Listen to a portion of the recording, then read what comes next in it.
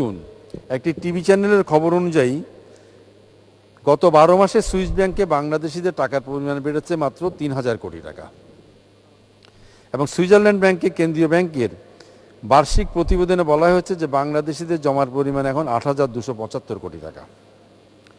এছাড়াও Panama paper সহ বিভিন্নভাবে অর্থ পাচারের খবর আমরা মিডিয়াতে দেখতে পাই। কিন্তু দুর্ভাগ্যজনক হলেও সত্যি যে সরকারের কাছ থেকে কোনো সদুত্তর সাধারণ জনগণ কোনো দিনই পায় না। এর আগে হলমার্ক কেলেঙ্কারি, বাংলাদেশ ব্যাংকের অর্থ লুটসহ একাধিক বড় বড় ঘটনার কোনো সুরা আজ পর্যন্ত হয়নি। পিপলস লিজিং বাংলাদেশ ব্যাংকের একটি অনুমোদিত প্রতিষ্ঠান। এই পিপলস লিজিংয়ের কর্মকর্তারা বাংলাদেশ ব্যাংকের কর্মকর্তাদের সাথে যোগসাজশে হাজার হাজার গ্রাহকের অর্থ আত্মসাৎ করে দিল।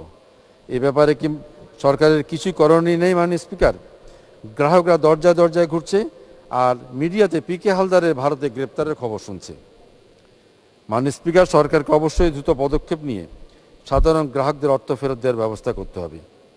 ইতিপূর্বে ফার্মার্স ব্যাংকে যেভাবে অর্থায়ন করে নতুন নামে চালু করা হয়েছে, ঠিক একইভাবে পিপলস লিজিংকেও লোন দিয়ে গ্রাহকদের পাওনা পরিশোধের ব্যবস্থা করার জন্য আমি আপনার মাধ্যমে মাননীয় প্রধানমন্ত্রী এবং মাননীয় অর্থমন্ত্রীর দৃষ্টি আকর্ষণ করছি।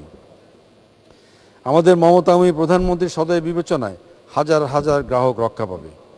পিপলস লিজিংয়ের বর্তমান বোর্ড বাংলাদেশ ব্যাংকের কাছে মাত্র 750 কোটি টাকা লোন আবেদন করেছেন। আমি অর্থ বরাদ্দের জন্য বিনোদনী আবেদন করছি। মাননীয় স্পিকার, আমাদের মাননীয় অর্থমন্ত্রী এবার চতুর্থবারের মতো বাজেট উপস্থাপন করেছেন। করোনা পরবর্তী উন্নয়ন বিবেচনায় এবং রুশ ইউক্রেন যুদ্ধের কারণে যখন সারা বিশ্ব কোনো না কোনোভাবে